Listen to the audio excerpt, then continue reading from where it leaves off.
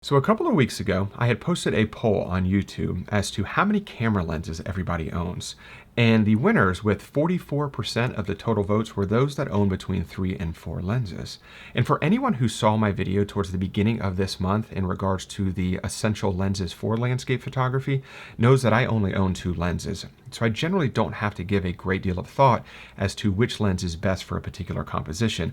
It's either go wide with my 16 to 35 millimeter lens or go long with my 100 to 400 millimeter lens. So I don't have a whole lot of different things to decide between, but a very common question that came out of that video was related to, what are some things to consider when trying to determine exactly which lens is best for a particular composition.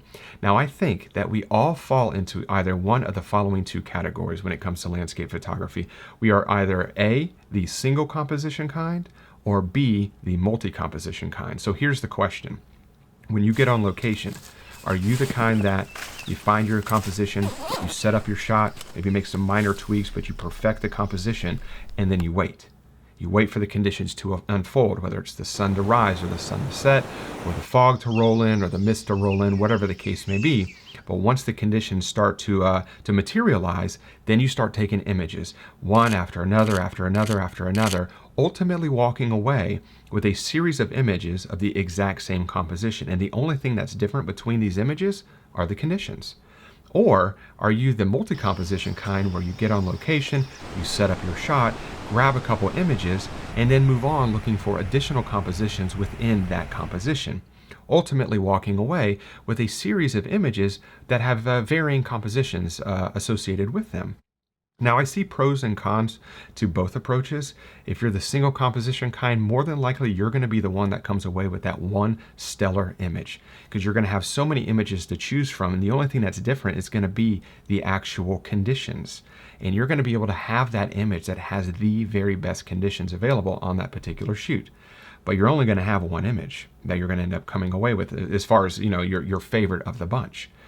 If you're the multi-composition kind, there's a good chance you might miss the image that has those best conditions.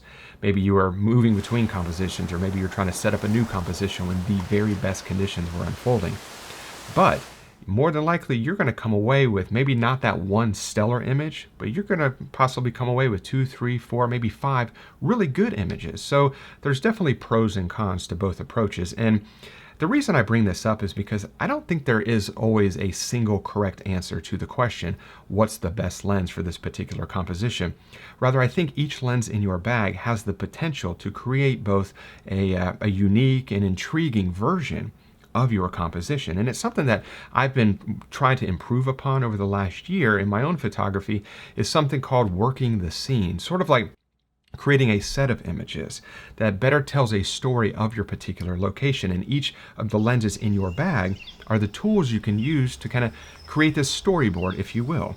Now, when I'm on location, I think of really generally, I guess, the 4 same things over and over again when I'm trying to decide whether or not, do I want to go long or do I want to go wide, or whichever lens that I want to apply. And this doesn't only apply to if you have 2 lenses. This can really apply to if you have 2 lenses or 10 lenses.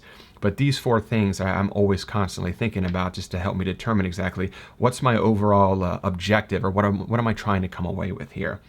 And the very first thing I kind of ask myself is, what are the supporting characters in this scene? What do I love about this scene? And here's a great example right here. This, of course, is the Golden Gate Bridge. This was shot with a longer lens, I believe, right around 100 millimeters.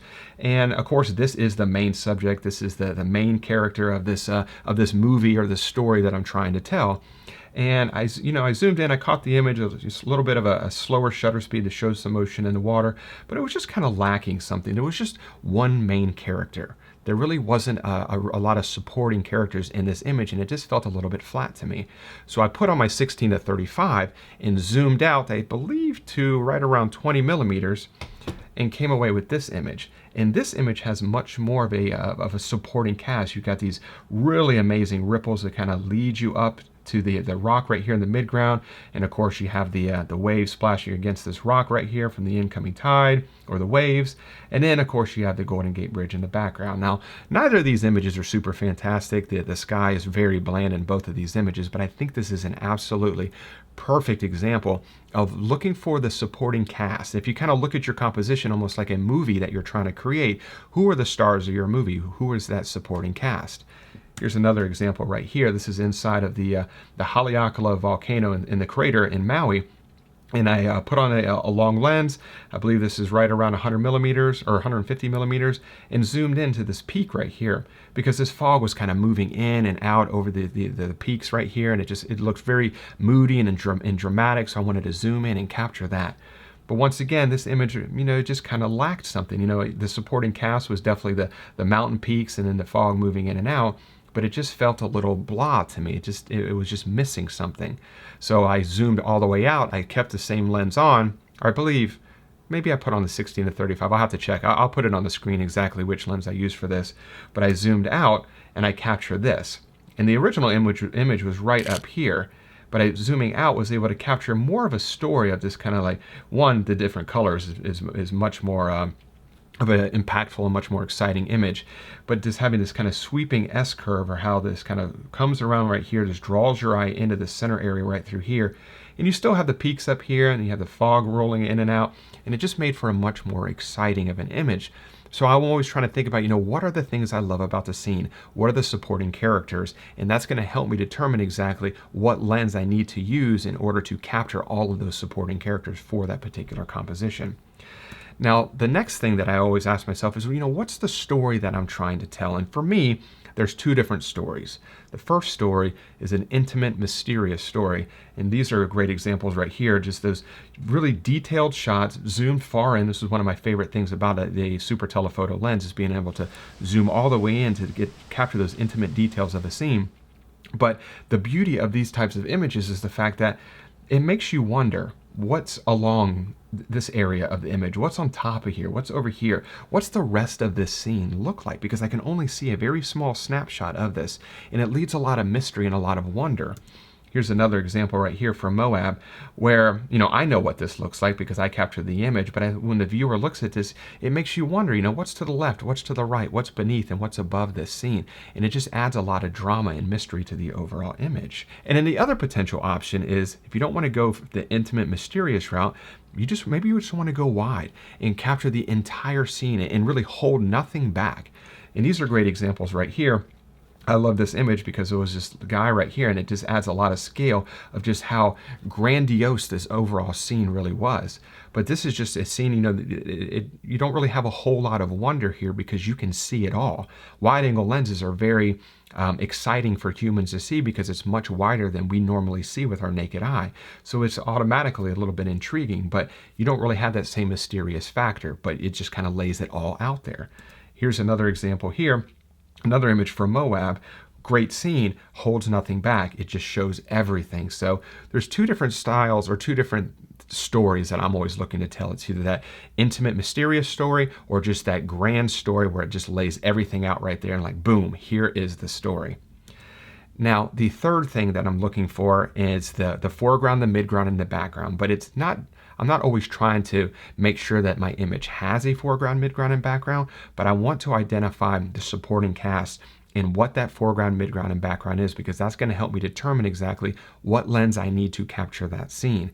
So for this instance right here, everything was very close to me. This log right here, the midground, and even the top of the falls, all of this was maybe 20, 25 yards away, so it was all very close. So for this type of a scene, I had to use a wide angle lens, so it was very easy to determine exactly what I needed to capture this. But for this scene right here, there's a very large sky, a very colorful sky. There's a lot of drama in the sky. There's a lot of interest in the sky. And 9 times out of 10, if you want to capture a lot of the sky, you're going to have to go for that wide angle lens, which is exactly what I did in this particular situation, where the sky is almost this entire image right here. And the only way to capture all of this would have been with a wide angle lens. Now, the other thing to consider here is the relationship between your foreground, midground, and background. And here's a great example right here from West Virginia. This doesn't look like it's very far away from this area right here to this grist mill and the autumn trees in the background. It appears that it might only be 10, 15, 20 yards away, but there was a pretty fair distance here. And if I would have gotten very close to the foreground here with a wide angle lens, this image would not have looked like this. So I ended up putting on a telephoto lens and backing very far away from this just so I could zoom in to kind of compress this scene together and pull that foreground, midground, and background elements together to create this type of an image. So paying attention to the relationship of where the foreground is, where the midground is, and where the background is a great thing that's going to help point you in the direction as to which lens is best for that particular scene.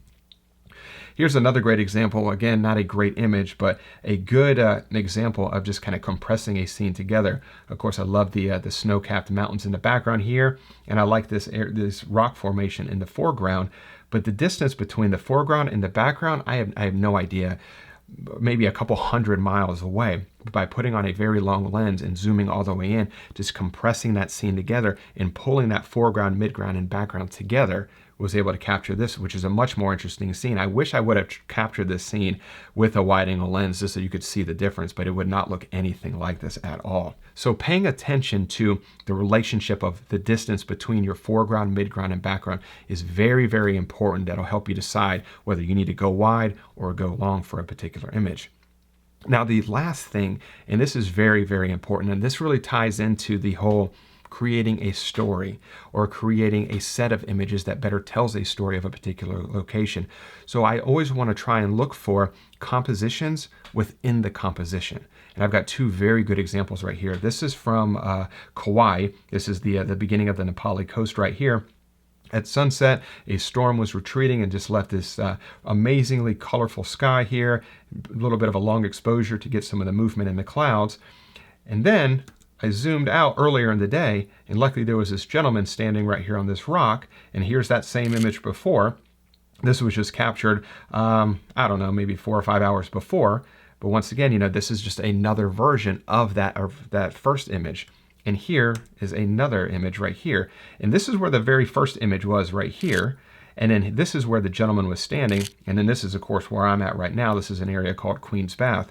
But between all three of these images, you get more of a story of this entire location. So you have that close-up shot, then you kind of have that medium shot, then you have that super wide shot. And between these three images together, it just kind of better tells the story of this location. And that's something that I'm really trying to work on, as opposed to just coming away with one great image from a location, but just trying to come away with a set of images that better tells that story.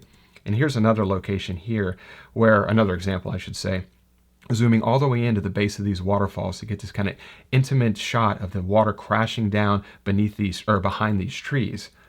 Zoom out a little bit and kind of capture this image right here, and just kind of getting a lot of that details, playing around with different shutter speeds to get different types of movement in the water. But I really like these kind of intimate shots. It has that mysterious quality associated with it. And then right here, kind of zooming out a little bit more, now you can tell that this is Bridal Veil Falls in Yosemite. And then right here, continuing to zoom out, this tells more of that story, more of the surroundings around it. We originally started, we were way down here, and then we had images right through here, and then the entire waterfall. Now we have this entire area.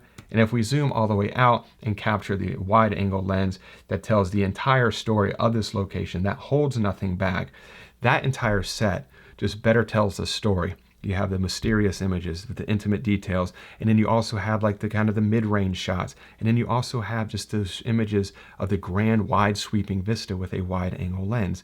And just looking for those compositions within the composition is just a great thing to create that storyboard or create that set of images. So that's definitely something that I've been working on the past year or so, and I really enjoy doing it. It's helping me to come away with more keepers from a shoot, if you will. So I hope some of that information will help you the next time you're trying to decide exactly what lens is best for a particular composition. Hopefully you can apply some of those, or at least one or maybe all four of those tips to your decision-making process moving forward. So I hope you did enjoy this week's video. If you have any questions, please leave those in the comments section section below, and I guarantee I will get back in touch with you.